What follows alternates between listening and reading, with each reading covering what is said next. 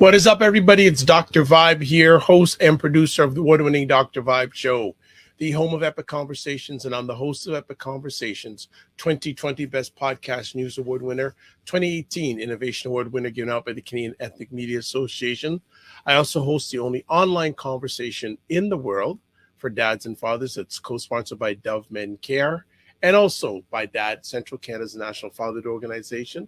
As always, I'd like to say you're blessed, highly favored, a magnet for miracles, and a solution for someone's problem. And we are broadcasting live today on April 24th, broadcasting here from Toronto. Everyone else is in different locations, but it is a beautiful day in Toronto. We haven't had too many days of back-to-back good weather this spring, but we're taking advantage of what we got today.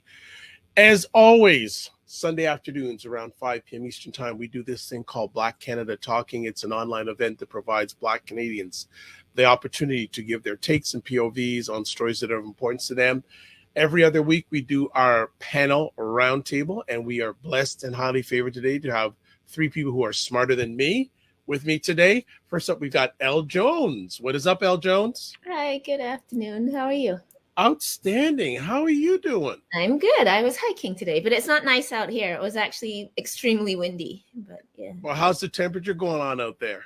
Today was bad. Like, we're always just kind of, it's spring, it's Halifax, so wait 5 minutes, the weather will change. It's spring and house. So what have you been doing with yourself lately since we last chatted? What's been going on? We're at the end of the semester, so, we're into marking and exams and stuff. I do have a summer course, so I'm not done. That's about it at work. I'm still training for this race. I have a race at the end of May, so, heavy into training for that, like the Cabot Trail relays. And just living life. Well, if I ever make it out to the East Coast, maybe you can become my trainer. Yeah, well, aren't you making it out for the summit? We'll see. Okay. We'll see. But if we do get out there, maybe I don't know if I'll bring my runners out there because you'll shame me. You'll shame me if I bring my runners out there. I will. I'm not gonna. I'm fast. I'm relatively fast. Good stuff. As always, it's great to have you. Next up, we have Cesar Ndema-Moussa. What is up, Cesar? Is Cesar with us? We lost Cesar. Okay, well, let's see if...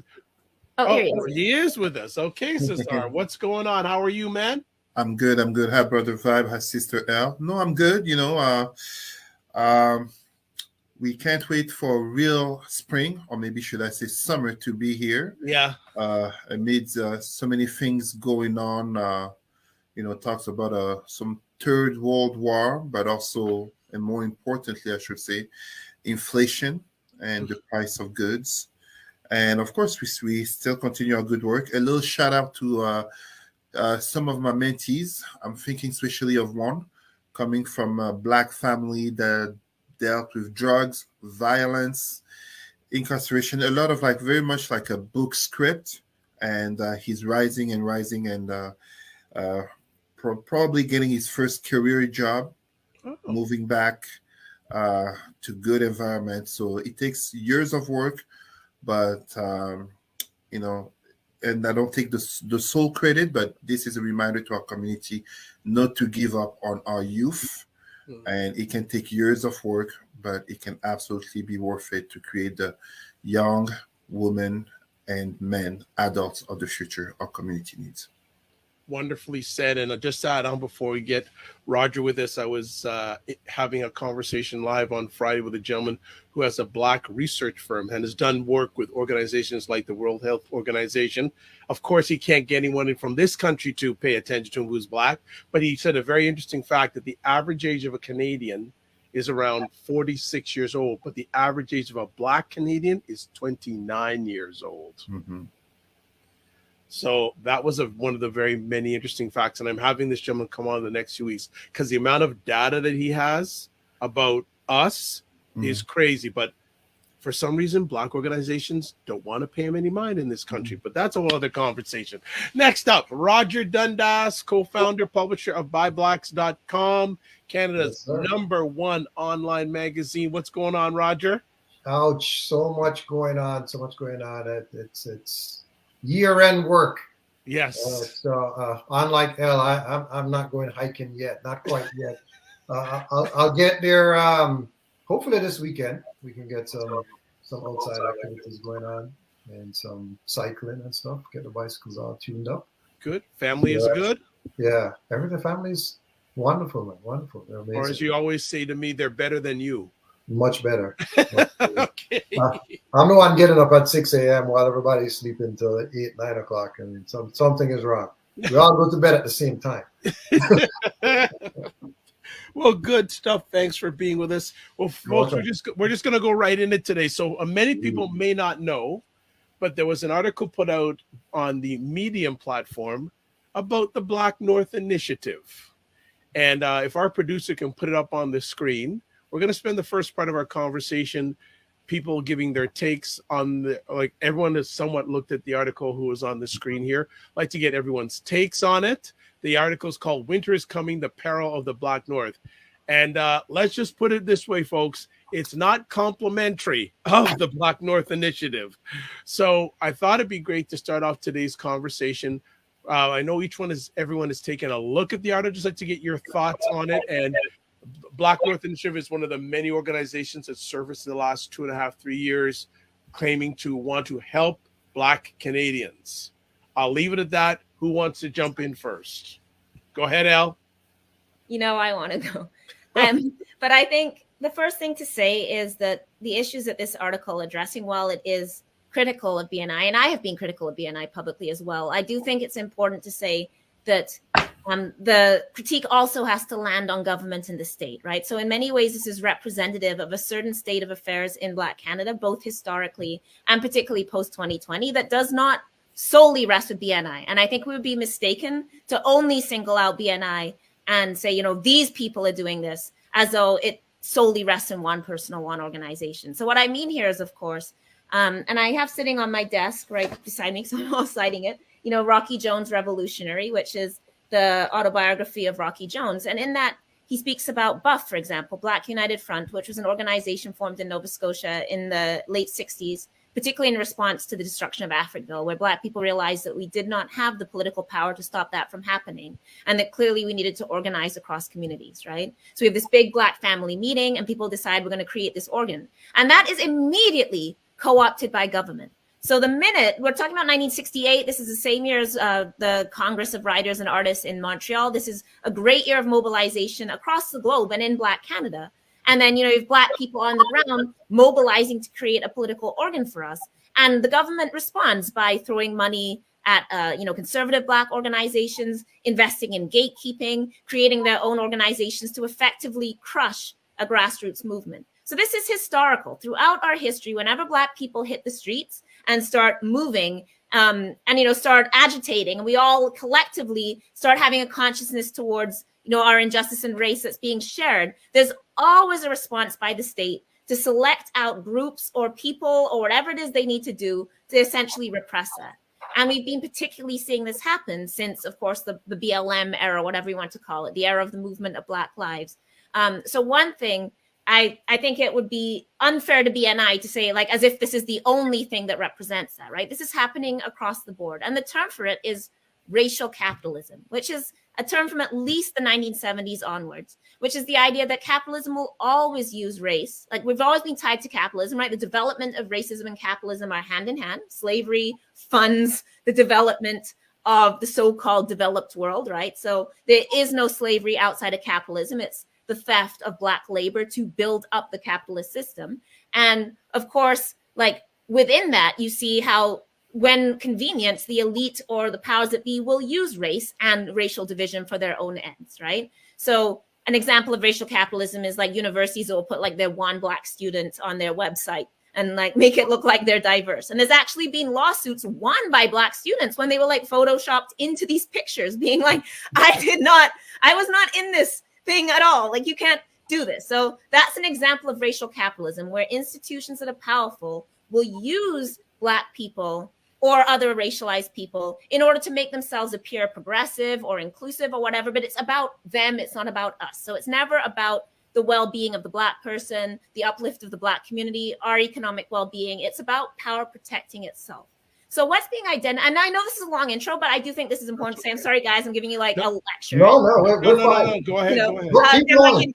Keep going, man. My point is, so this article is identifying BNI particularly as saying, that this isn't really about a collectivity kind of like effective movement for Black people. This is about one man. And as it says in the article, like his particular individual gain and what he calls ego, right? The idea that this is actually about an individual and isn't effective in addressing the problems.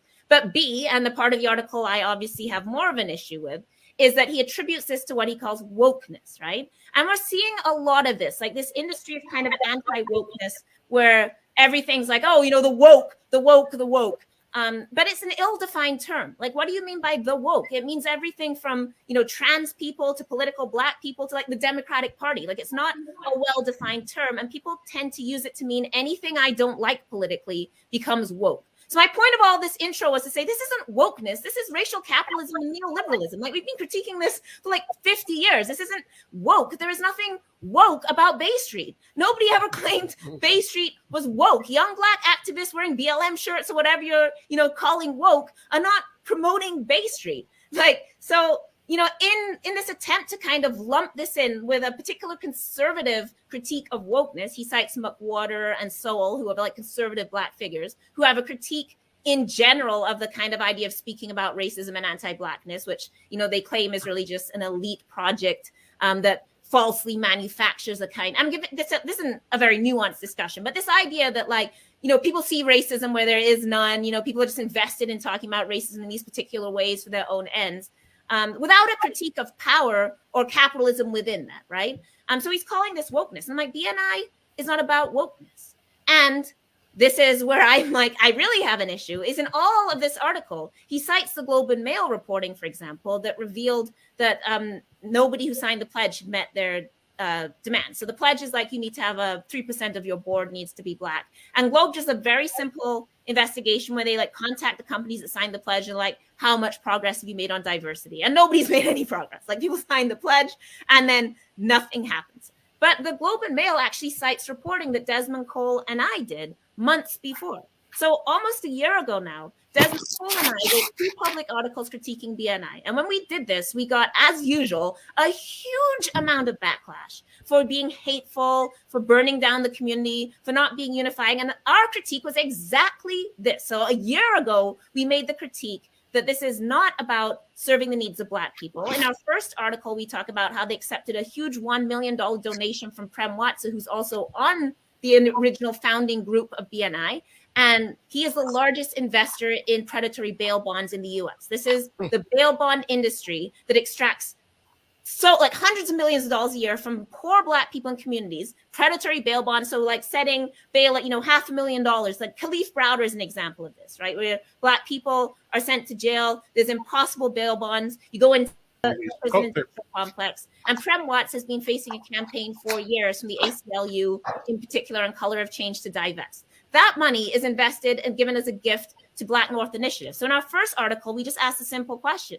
How can you claim to be fighting for Black people, including Black justice, while you're invested in the most harmful industry to Black people? And our second article looked at who signed the pledge. And we pointed out there was a bunch of oil companies, mining companies, companies that are doing damage across the globe to Black people, killing Black people, displacing Black people. And we asked that question is, how are you going to take this capitalist money where Wes Hall has done all his life work, has been in this industry, ask Enbridge to sign this pledge as they literally kill Indigenous people in Canada and criminalize them? As these are people are in Africa, in Ghana, in mines, killing people. And we think that that is going to bring us Black uplift. And my point is, Desmond and I are probably what this person would describe as woke, right? We talk about anti-Black racism. We talk about defunding the police. And we made this critique long before he was able to make it and before anybody else would make it publicly because of our work within community, because we know what organizing looks like, because we've experienced the way the government will shut you down and the state will shut you down, because we have a historical knowledge. So all of that wokeness is what allowed us to see this long before he was seeing it. So I take real issue with this article sort of being like, oh, the woke. I'm like, this is not woke. This is capitalism. And the last thing I'll say is BNI has always been about Bay Street. That is not a secret. You know, like Wes Hall talked about how he's worked on Bay Street his entire life, how he never spoke about racism. The man's a Jehovah's Witness, so he can't even protest himself, which he said publicly. And then, you know, along comes 2020. And as with many people, people took advantage of that moment, often not to fight for the lives of Black people living in prison, not to fight for the poorest of us, not to fight for those of us disenfranchised, but to get more positions for the elite. And this is not only BNI that this has happened with. We've seen this in universities. We've seen this across government, that the people who have benefited the most from post-2020 have not been the people who actually get shot by police, which is Black people living in poverty. It's been elite Black people. And we have been making this critique for a long time. And to move it away from BNI, the final thing I'll say is I really do think that the heart of this is talking about how post-2020, we started talking about justice, policing, all of that, and we ended up with a lot of stuff about business. I have nothing against business and like Black economic self-determination, but I've just been saying, when did we shift? Like, when did we consent to shifting from talking about the most vulnerable in our communities to talking about home ownership for middle-class families? Right? Like, both are necessary, but we have made choices to sort of leave behind the people who actually, whose bodies started this movement in the first place. And that is what I'm critical of. And you cannot make that critique without also acknowledging anti-Blackness. So this article wants to critique places like BNI and then also say that talking about anti-Blackness is, you know, not really real. And, you know, this is just kind of a scam. And the more we all stop talking about race, the better. And I'm like, but that, yeah, like that's part of the critique doesn't add up. So I've now talked for about 20 minutes. Welcome to my TED Talk. I will stop.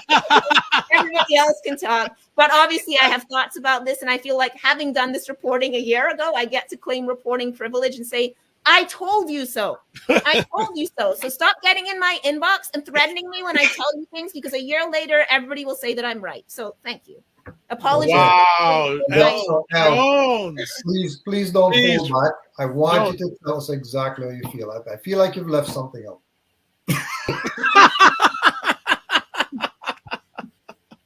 Well, so just we got an echoing here, but just to be fair, producer, can you just put up those two articles quickly that Elle is referring to before we get on to Roger and Cesar? So if you can put the articles up that Elle is referring to, there's one right there.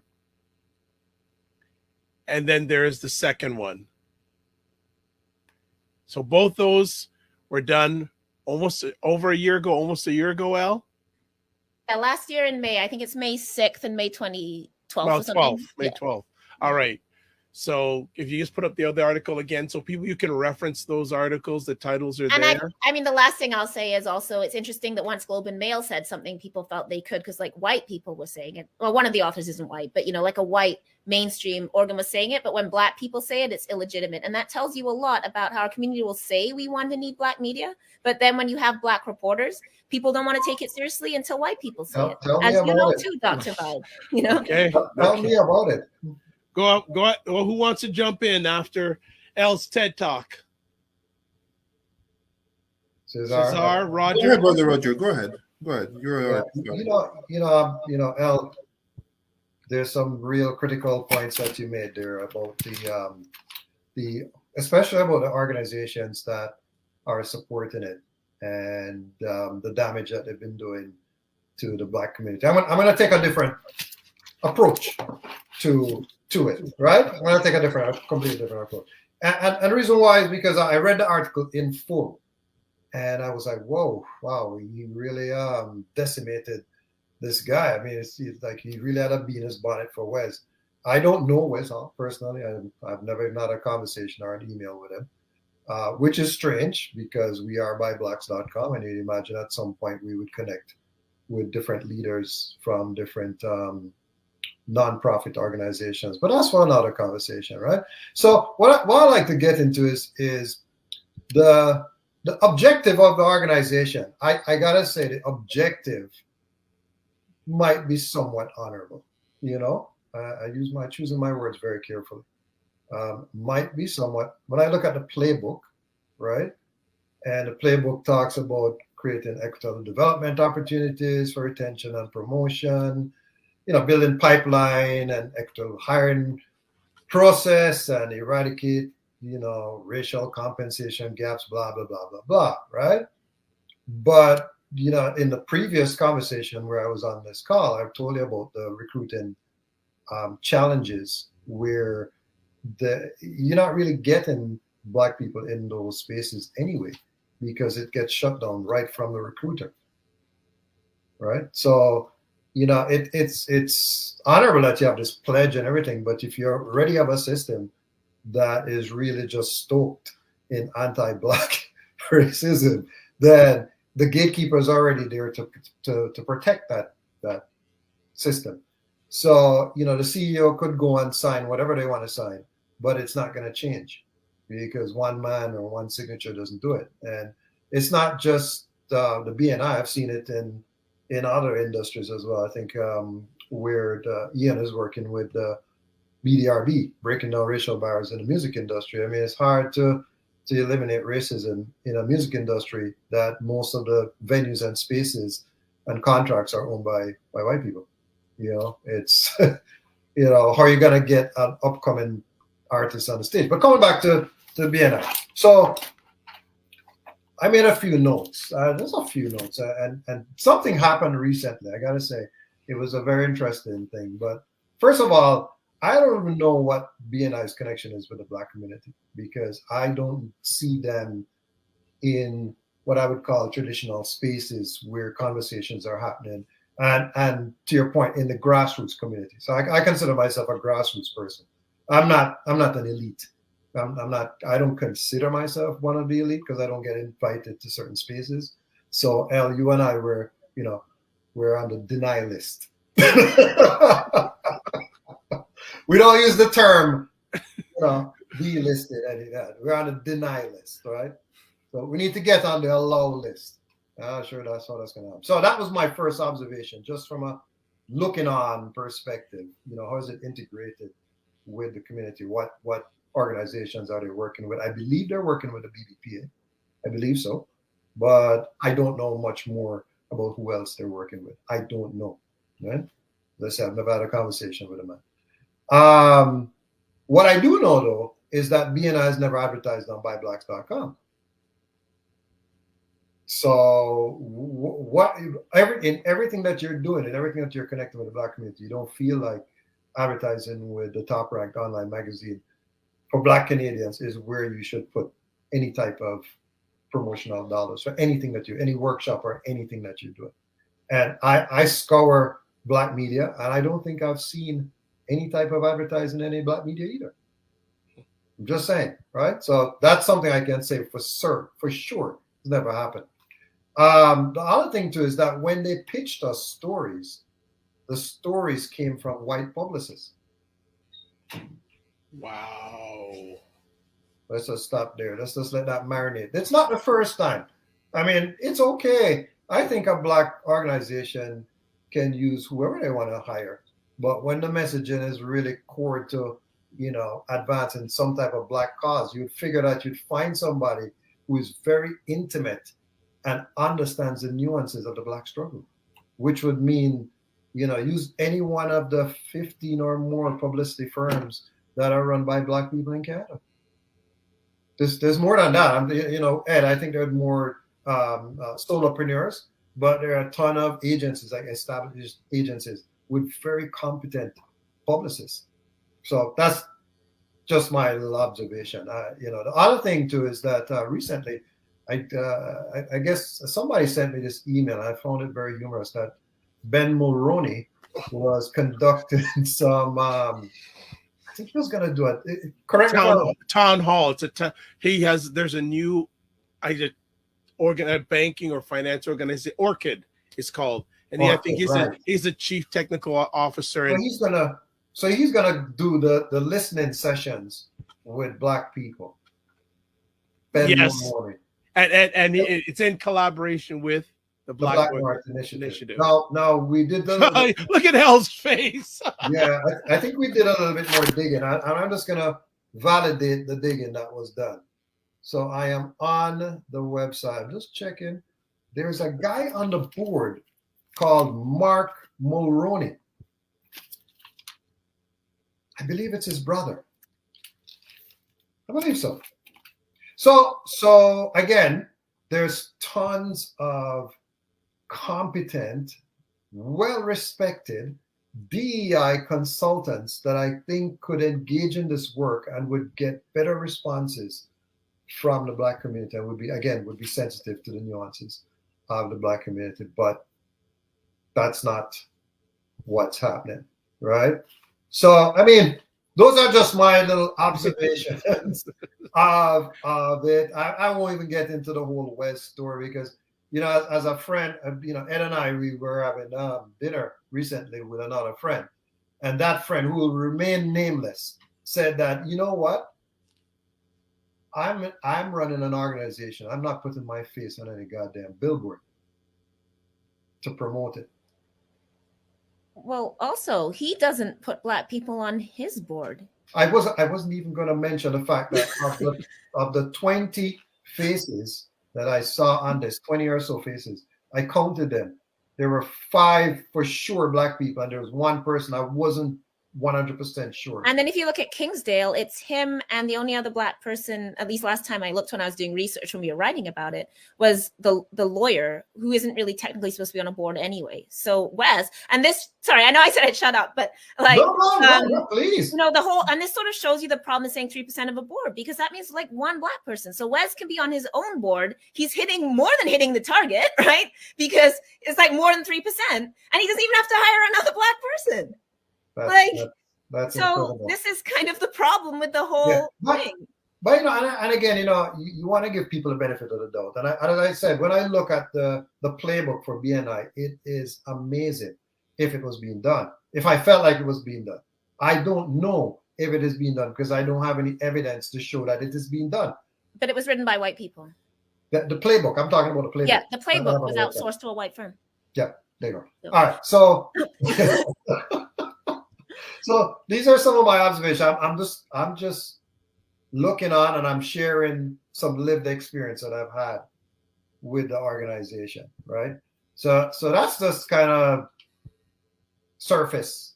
I know for a fact too, and again, I can't really share the names, but I know that there was this meeting that happened just right when the pandemic started.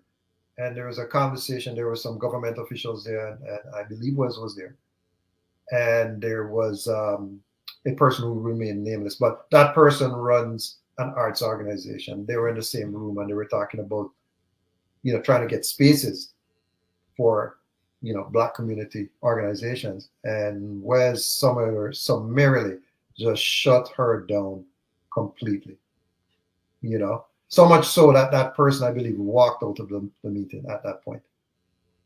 So that's that. I mean, I'm sure those types of things happen in different spaces and in different areas. And maybe he thought he was giving that person some good advice, but it wasn't received well. So these are the things. So to say, I mean, I'm not sure of the connection to the Black community. They don't advertise with buyblacks.com. They use white publicity firms to pitch to buy Blacks when they have stories that want to come out. And then there's this whole fiasco with Ben Mulroney. I mean, it just screams of nepotism.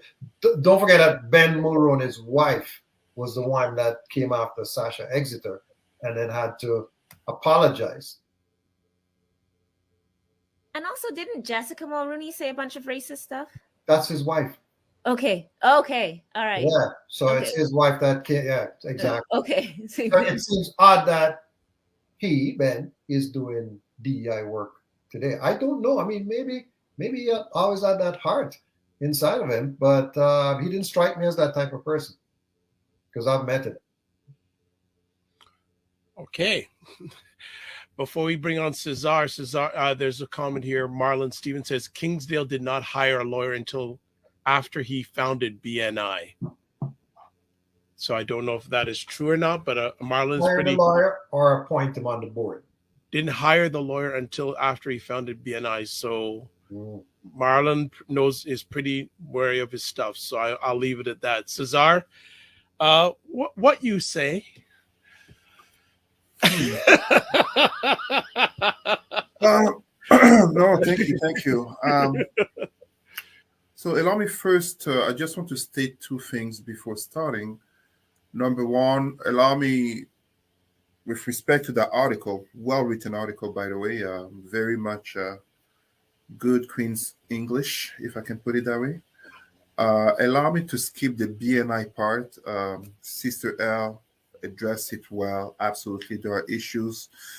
You know, we know the reality of being Black is that when you have a Black organization that is given so much preeminence in a country of white supremacy, you have to pay attention to the layers and the details and, address accountability in terms of really saying, is this organization really having an impact on Black people? Is it even really known by the average Black person? I will also skip addressing what is very evident in the article, and Brother Roger talked about it clearly. The writer, Perry C. Douglas, has a rather personal issue with Mr. West Hall that I think they need the Iyanla or Oprah for a sit down, because clearly I was like, brothers beefing while talking about, let's end racism. The article reminded me of something that happened 2 years ago. And I'm putting myself in the story because very much this article, I'm assuming Perry C. Douglas is a Black man, is written from a conservative lens, is denouncing such a thing called wokeness as some new religion, guilting whites and infantilizing Blacks, which, by the way, reminds me of our brother, Professor Mark Lemont Hill, on his show. He had a show about that with a Black professor, but it reminded me of, I'm going to say 2 years ago after George Floyd, probably September 2020, a former brother I used to work with, notably promoting the dolls, the Black dolls him and his wife were making, turned his vest and was basically on a show in Montreal accusing me as a director on equity, diversity, and inclusivity, basically one of the people this article is criticizing. The brother was on a show accusing me of being a race hustler, one of those Black people making money out of the racism and this and that. That was on the show, and this show, online show, you could interact with the show in the chat. So I put a message there where I basically asked the show host to ask him to define what is white privilege. And I'm saying this because this article talks about that. And that brother, 2 years ago, just as this article fails to understand and explain white privilege. They don't understand it. They don't get it. Yes, without going too much into the ideology and rhetoric. First of all, I'm not about wokeness or woke culture. This is simply addressing racism with historical, socioeconomic, political, cultural, religious facts that have created the society that we live in. It is a reality that when you're white and poor, you have white privilege. Not because you're poor, you don't have privilege, but if you were Black and poor, your fate would be worse. Just as you can be Black, be well, from a good family, living in a good neighborhood, but guess what? That day you get pulled over by that angry white cop or that white cop who has any issue with you, and you can end up being the next George Floyd. It's as simple as that to define white privilege, and yet this article fails to do that. And it starts, there's so many issues in that article. Allow me to just point out a few, because it is a long article. I mean, it says 21 minutes to read, but truly, for the average person, you will need more than 21 minutes because, like I said, you have to go back. You need to Google it. You need to take some notes. But there are so many issues. First and foremost, the article does not start the best way because clearly the writer is stuck in the previous scientific narrative of survival of the fittest, when science has shown that human survival is not about survival of the strongest, as the article implies, but adaptation and cooperation. Also, when the article really talks and promotes the notion that black people, you have to reject all this anti-racism talk, guilting white people. And then he quotes Thomas Sowell. Thomas Sowell, brilliant black economist with one major flaw. He's a black conservative who bashes only black people without addressing whites. He basically, that Martin Luther King speech about bootstraps, he addresses black people accountability without looking at the structure, the macro, and very much the systemic issues that we have to deal with that basically make it that by default of being black, you will have certain challenges that are truthful to your reality. It is not a matter of your will. It is not a simple matter of you just working harder. Just look at what happened with Amazon. It is a brother who basically led the unionization of Amazon. I'm not saying a white person could have done it, but imagine how much harder it is to become unionized when you have a workplace that has more and more black people, just as we saw with COVID, who became disproportionately affected by COVID, just as when we talk about police brutality, who is disproportionately killed by police from Canada to Brazil. So many failures, many failures in that article, because notably when he talks about black people to end racism, to tackle systemic racism, it's not about this wokeness and Black North Initiative and West Hall, they're like, this is some emotional guilt trap against white people. We have to become entrepreneurs. And then he gives the example of Jewish, Asian communities. I'm sorry. Not everybody can be an entrepreneur. Not everybody should be an entrepreneur. It's not for everyone.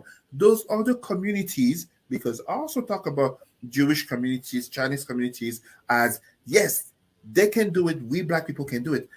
You still need you social studies people. You still need you teachers. You still need you people who are basically work in government. You build wealth, not by everybody starting a new entrepreneurship thing, but with black consciousness, black identity coming together, whether it is that the person is a janitor, a teacher, or a manager, or a CEO, or even a Mr. West Hall. So some of the issues that have been addressed in regards to Black North Initiative are very valid, but it takes a truthful and dedicated black consciousness to turn it into concrete actions, such as the brothers who are sitting behind me. And I purposefully hide Obama's face because Obama was not a Pan-African, but the three were sitting there along Marcus Garvey, along W.E.B. Du Bois, along Stockley Carmichael, along Fred Hampton.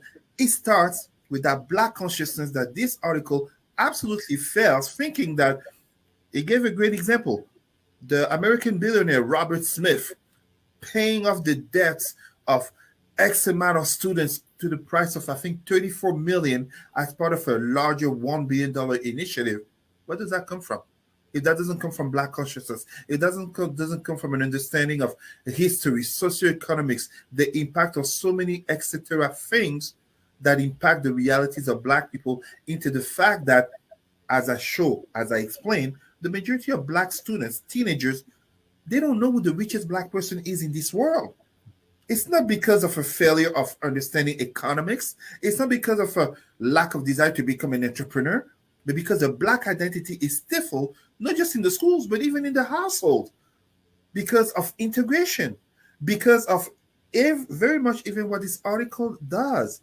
A black conservative writing a long, targeted against BNI and Westall piece, which is very pleasing for a white conservative reader to read.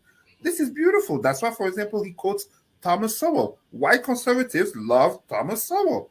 Yes, Thomas Sowell did great, advocating for the black family, etc. Yes, but you can't just bash black people in terms of, at a macro level without addressing systemic issues in terms of ongoing, not just historical, ongoing oppression of white supremacist structures, as Elle was talking about the prison, as COVID has shown in terms of frontline workers, etc., as we see in terms of the differential treatment with Ukrainian refugees versus refugees who are brown or black. So the article is one that if someone wants to read it, you got to take your time. But my God, I could literally poke so many holes at it. And I'm not saying holes because the nature of my work is in equity, diversity, and inclusivity, but because the article is kind of a matter of lenses in terms of how it's flawed. And I give you a last example. Remember last year when we had elections and we were here on this show, we had the Canadian elections, and my issue with Black conservatives was not that they were conservative.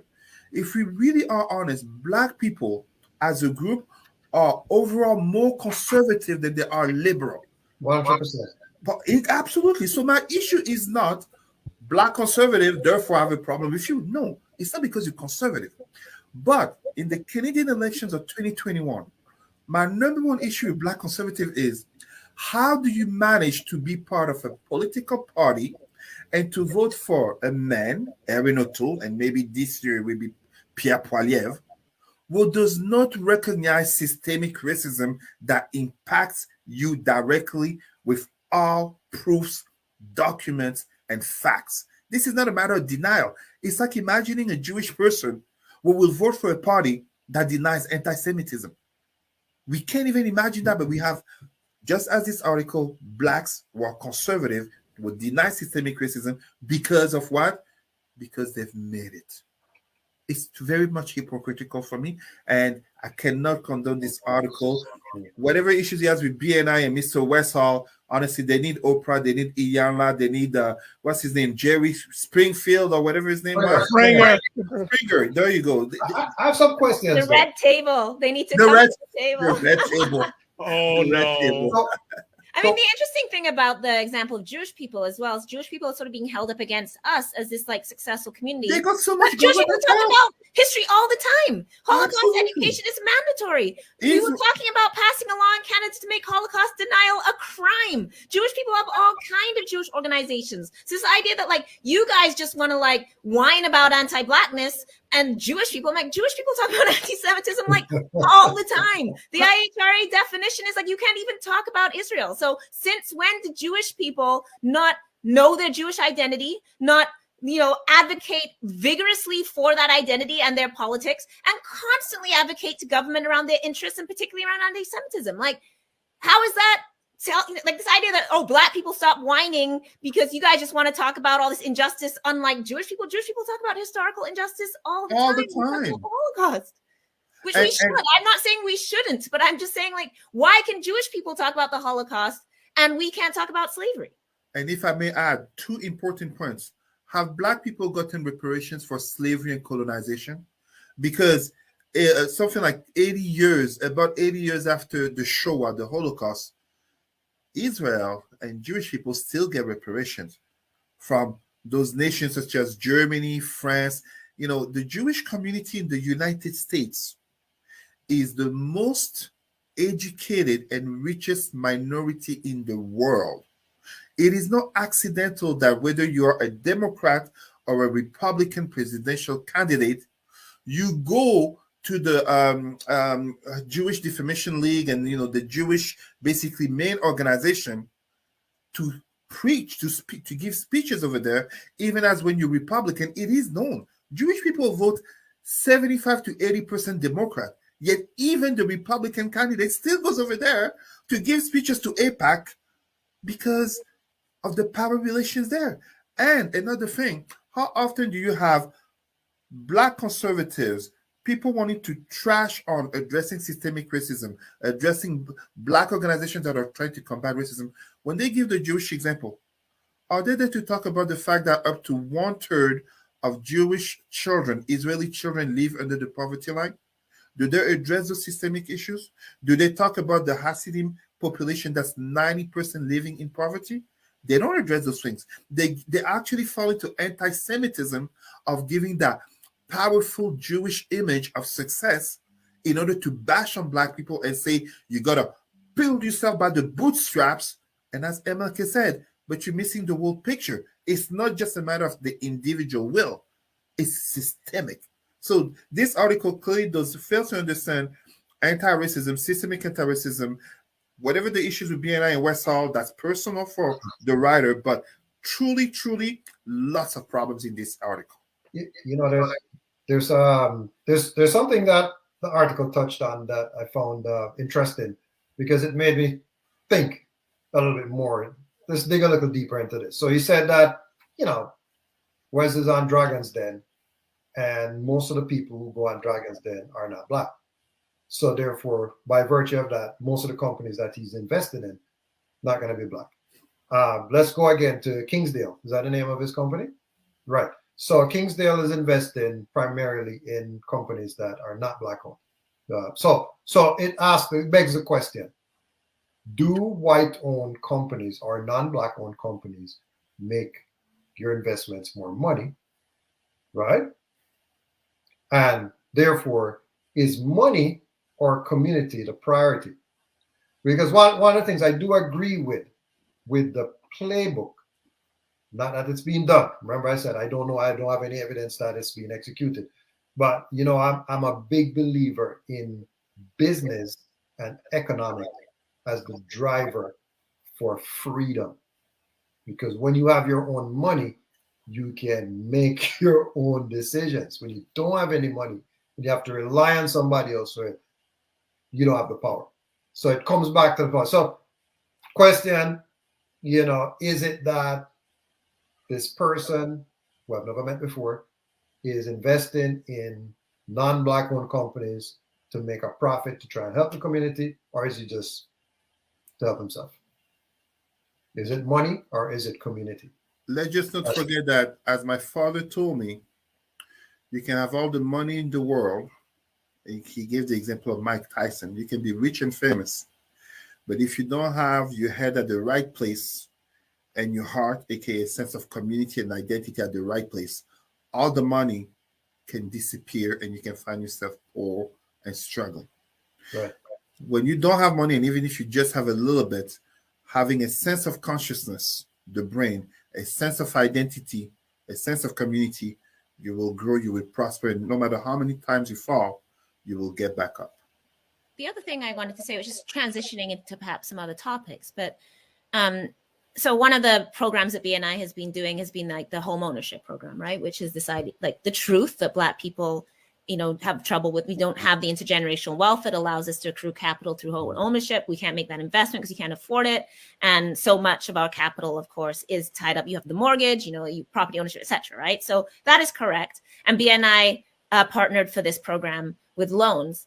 And of course, the question I've had about that is like, because you're supposed to get a bank loan and then BNI from some other sources like cobbles together, and then you get that loan and you pay back the bank loan first and then pay back BNI. I'm like, well, when are you going to get around to that? Because it takes like 30 years to pay off a mortgage. So I don't think BNI is going to be around in 30 years. And this isn't actually for me to bash on BNI. That's not the point. I'm moving through that to something else. So that we're not solely like bashing on Black people on a Black Canada Talks, I think what everybody is kind of perhaps missing in all of this discourse, woke, anti-woke, this person, this personality, this celebrity, is other solutions that exist for Black people in community. And I want to talk a little bit about something that Lynn Jones is doing out here, which I think we should all think about as a non-government, non-bank, like not just, you know, working within the system and saying we just need to be like white people, we need to use white people's banks. If we can get access to like white ways of capital, that will bring us success without thinking about how do we use our own communities. And this is land trusts.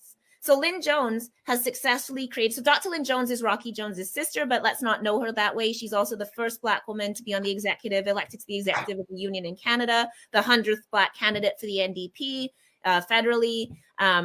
You know, she was fighting against apartheid, was taken as an election observer into South Africa. So an extremely accomplished Black woman activist who has been present for so much in this country. Like Lynn Jones, Dr. Lynn Jones is living history.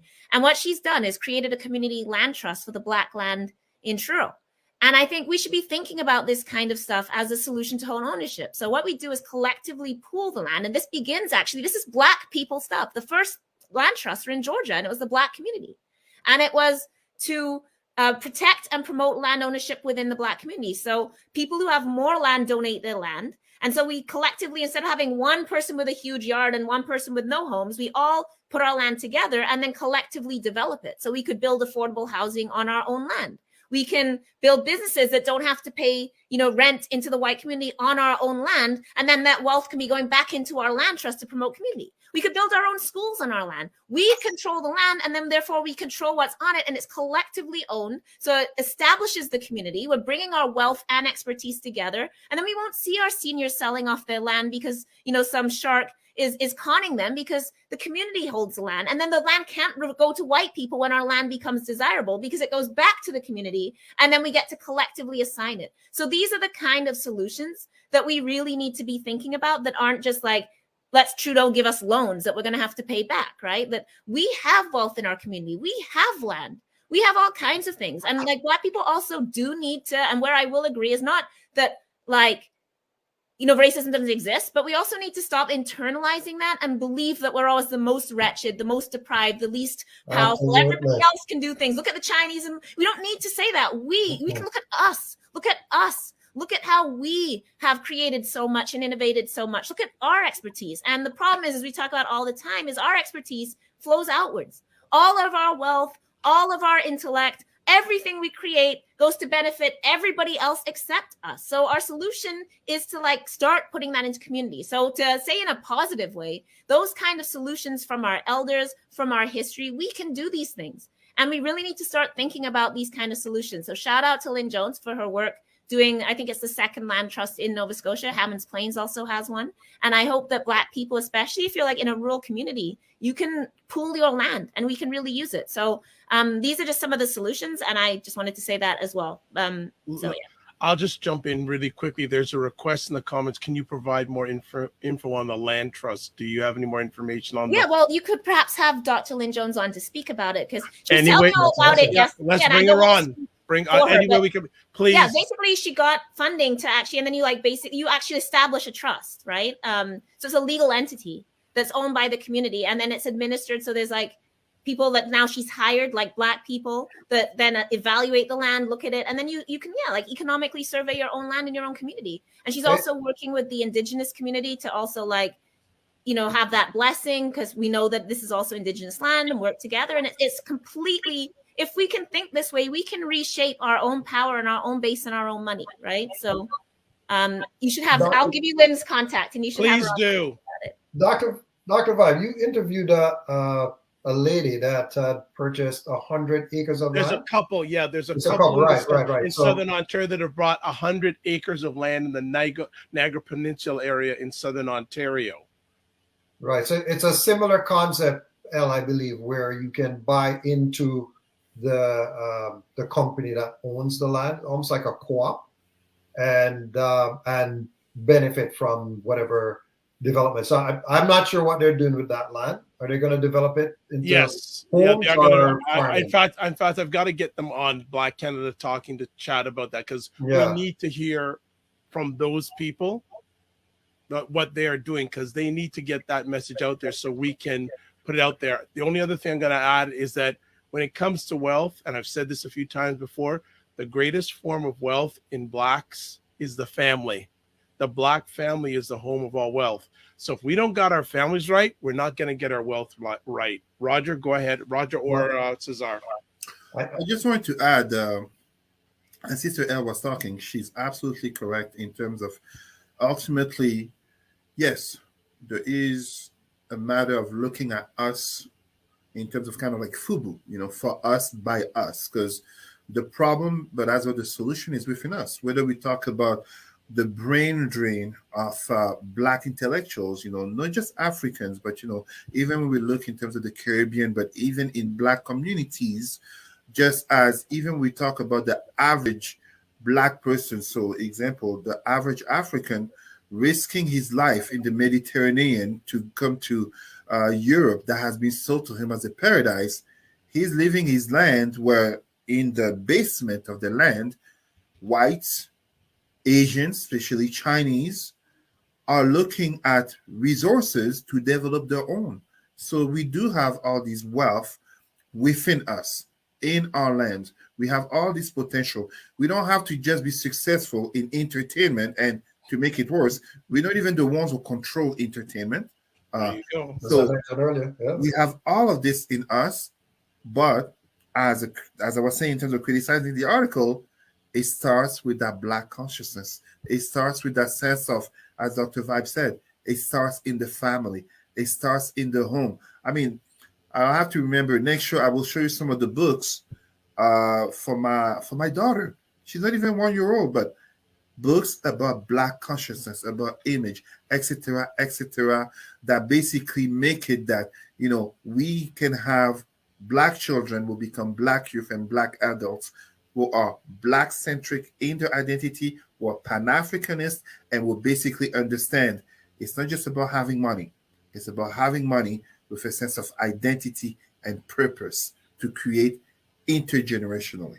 Right. Not all money is good money. I'll just put it there. And shout out to Sarah, who's says all forms of family, including the involuntary, voluntarily unmarried, and childless. I think that's really important. Absolutely. We have long histories in the Black community of building other mothering, other families. And we've always had a strong definition of family that also includes our grandparents, that also includes them anyway. So yeah, shout out Sarah. Well, when I say Black family, I don't mean the Eurocentric, Judeo-Christian, Semitic family sense. It's Black family. The house is open.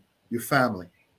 Well, only the walls are white, as I remind you. Can I switch us topics really very quickly? You and Cesar quick, and Roger, we still haven't got to a topic that you wanted to get to from day one. No, we're fine. We're good. Okay, all right. No, it's only because we were talking about Black women. Has anybody seen these clips of Viola Davis's performance of Michelle Obama? No. What is going on? I saw one, but I didn't understand something about the first ladies, right? Is that it? Yeah, so there's this show on, it's looking at first ladies. So it's a series.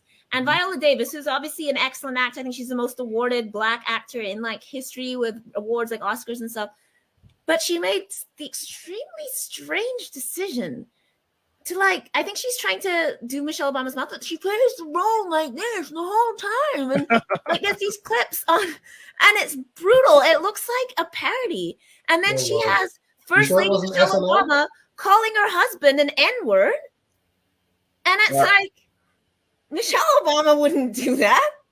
Michelle Obama never uttered those words. Michelle Obama is... We don't know.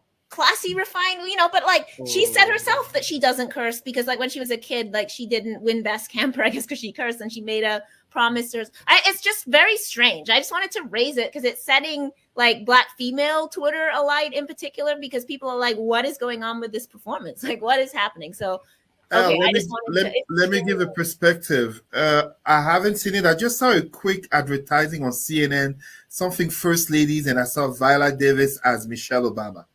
I haven't seen the part. It was I don't think I even saw 10 seconds, but I think she was trying to method act and take her mannerisms. But the whole point of acting isn't an imitation. You take the essence and you kind of do your own version, right?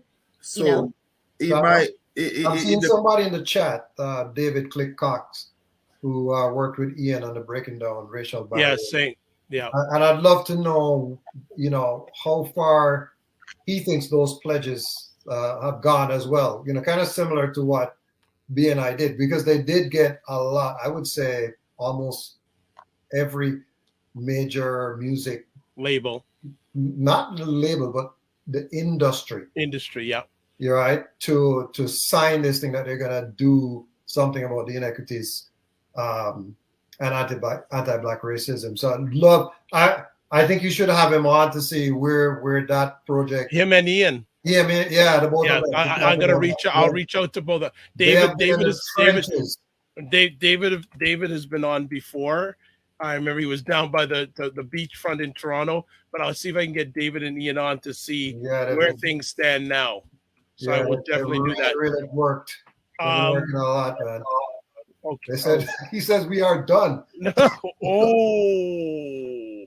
Okay. That's positive, or we don't know about that. But Cesar, you wanted to say something about Michelle Obama, and you also wanted to close out with the election. Down. Yes, David Clickhoff saying down.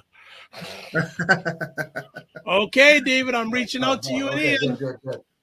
No, I just wanted to say we're down. Okay. I just wanted to very quickly say today was election day in France, and President Emmanuel Macron, the ultra-liberalist president, won against right-winger Marine Le Pen. Basically, round two and the third straight loss for the right wing. However, what is very interesting in this election is that Marine Le Pen, a white woman from a very white and we can truly say racist family, got her highest scores from the French Caribbean islands here in the Americas, such as Guadeloupe, Martinique, etc. And obviously, those black people did not vote for her because she's racist. But it's kind of fed up of the system, because we have to remember when we talk about Guadeloupe, Martinique, and those French Caribbean islands, they are still under colonization. They are not free. To give you a very concrete example, everything we talk about inflation and the rising cost of living, it is the norm over there for years. Everything over there costs that much more than in Paris. And of course, you have systemic racism, and you have, I invite everyone to discover this, the béquet. We were talking about land. The landowners, the richest people in those islands are called the béquet, B-E-K-E. What do they have in particular? Those are the descendants of the white slave masters, the minority, but they're the ones who have the wealth, the concentrated wealth, and you can absolutely imagine the nature of the way it's run. And very quickly, before people think all the black people who are there are descendants of slaves, many of them are also descendants of Africans. As during colonization, France took Africans to work kind of as, borderline indentured servants, let's call it that way, in those islands and in French Guyana in the late 19th century and early mid 20th century. So it's an interesting contrast to see that. All right. Well, we are done. We could go on for longer, but just going to say another epic conversation. I'd like to say thanks everyone who watches live, from Marlon to Back Business Live, to Dr. Tachi from Florida, to Sylvia Paris. Thank you, Sylvia, for dropping by. Sorry, Yongo. David Quick Cox, I'm coming after you and Ian Espinay, so get ready, get ready, get ready.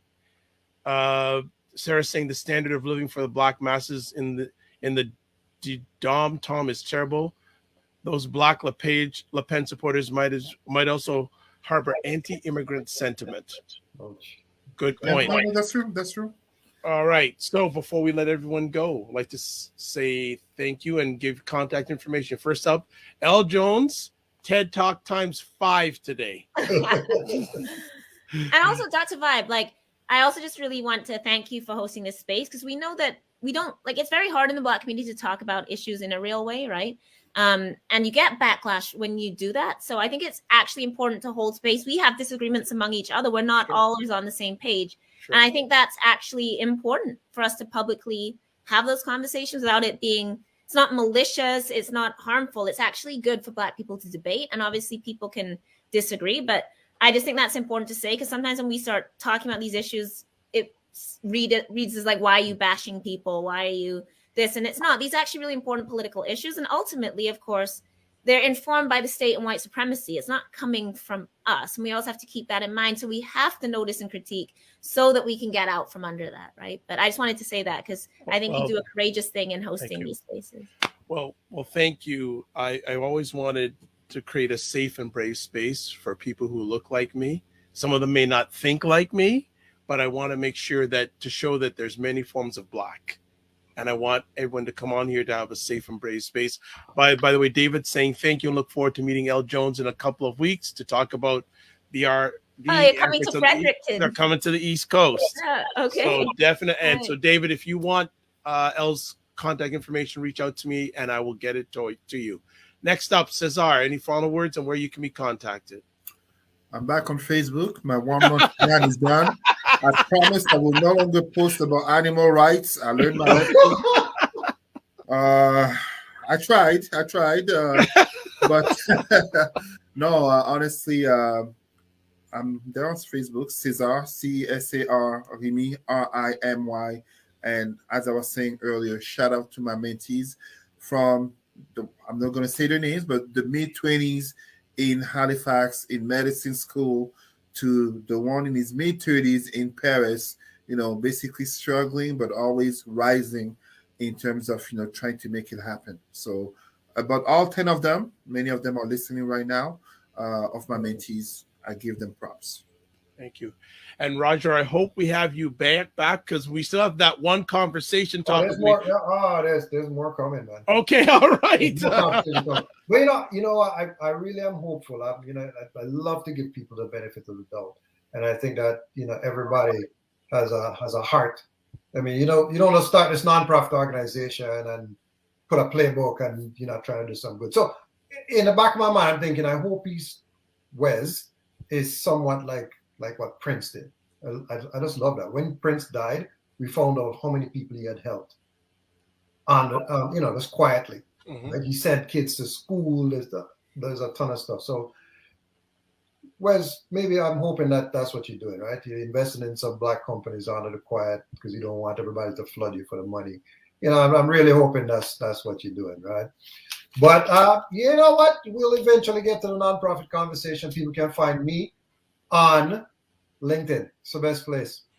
That's the best place. Yeah, but and you and your wonderful, wonderful, beautiful wife run BuyBlacks.com, which is it's the top online magazine that focuses exclusively on telling Black Canadian stories, not African stories, not Caribbean stories, but Black Canadian stories, 100% pure.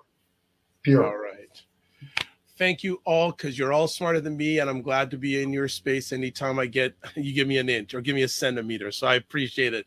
It's Dr. Vibe here, host and producer of the award-winning Dr. Vibe Show, the home of Epic Conversations, and I'm the host of Epic Conversations, 2020 Best Podcast News Award winner, 2018 Innovation Award winner given out by the Canadian Ethnic Media Association, and I host the only online conversation in the world for dads and fathers. It's sponsored by Dove Men Care. It's also co-sponsored by Dad Central, Canada's national fatherhood organization.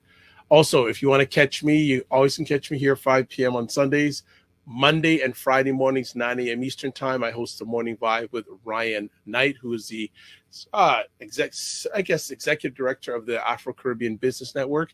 And then on Saturday nights, you can catch you with Aisha K. Staggers and Jill Jones, where they're dropping knowledge bombs and other type of bombs, verbal bombs on state of things. So look forward to you joining, and follow the Dr. Vibe Show on Facebook and on YouTube so you'll get notified for more of these epic conversations. So as always, I close out with this: live your life as a dream. If you can dream it, you can make it.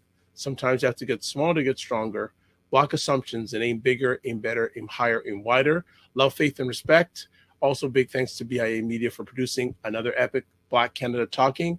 And 2 last things: remember to give yourselves grace, and don't just manage your time, manage your energy. We'll see you on the digital road. God bless, peace, well, and keep the faith.